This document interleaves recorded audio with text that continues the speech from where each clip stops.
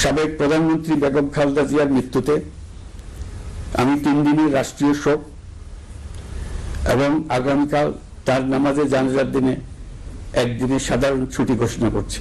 বেগম খালেদা জিয়া ছিলেন বাংলাদেশের রাজনীতিতে এক পরম মহিমান্বিত ব্যক্তিত্ব। গণতন্ত্র, বহুদলীয় রাজনৈতিক সংস্কৃতি এবং জনগণের অধিকার প্রতিষ্ঠার সংগ্রামে তার অসামান্য ভূমিকা ইতিহাসে অম্লান হয়ে থাকবে।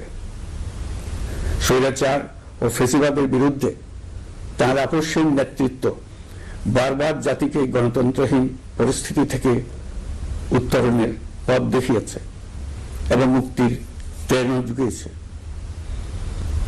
দেশ ও জাতির প্রতি তার সমুজ্জ্বল অবদান জাতি চিরকাল শ্রদ্ধার সাথে স্মরণ করবে।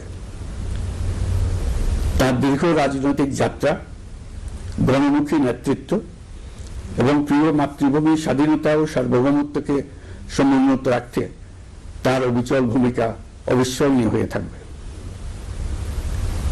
এমন একজন মহান দূরদর্শী ও নিখাদ দেশপ্রেমিক নেত্রীর শূন্যতা পূরণ হবার নয়। প্রিয় দেশবাসী, এই শোকাবহ মুহূর্তে আপনাদের প্রতি আমার উদাত্ত আহ্বান, আসুন আমরা সবাই যার যার অবস্থান থেকে মহান আল্লাহর দরবারে বেগম খালেদা জিয়ার বিদেহী আত্মার মাগফিরাত কামনা করি। একই সঙ্গে জাতির এই কঠিন সময়ে আমরা যেন ঐক্যবদ্ধ থাকি। শোকের এই সময়ে কেউ যেন অস্থিতিশীলতা বা নাশকতার অপচেষ্টা চালাতে না পারে, সে বিষয়ে আমি সবাইকে সজাগ থাকার আহ্বান জানাচ্ছি। এই সময়ে আমাদের সবার দায়িত্বশীল ভূমিকা পালন করা অত্যন্ত জরুরি।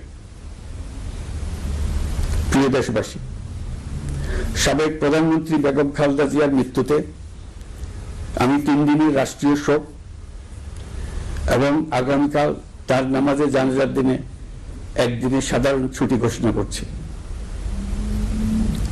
নামাজে জানাজা সহ সব ধরনের শোক পালনে শৃঙ্খলা বজায় রাখার জন্য আমি সবার প্রতি বিনীত আহ্বান জানাচ্ছি।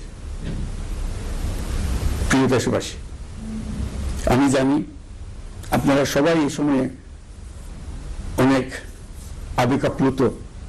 আমি আশা করছি শোকের এই সময়ে আপনারা ধৈর্যের পরিচয় দেবেন এবং তার জানাজা সহ সকল আনুষ্ঠানিকতা পালনে সংশ্লিষ্ট সবাইকে সহযোগিতা করবেন। মহান আল্লাহ তাআলা আমাদের সকলকে ধৈর্য, শক্তি ও ঐক্যবদ্ধ থাকার ক্ষমতা দেন।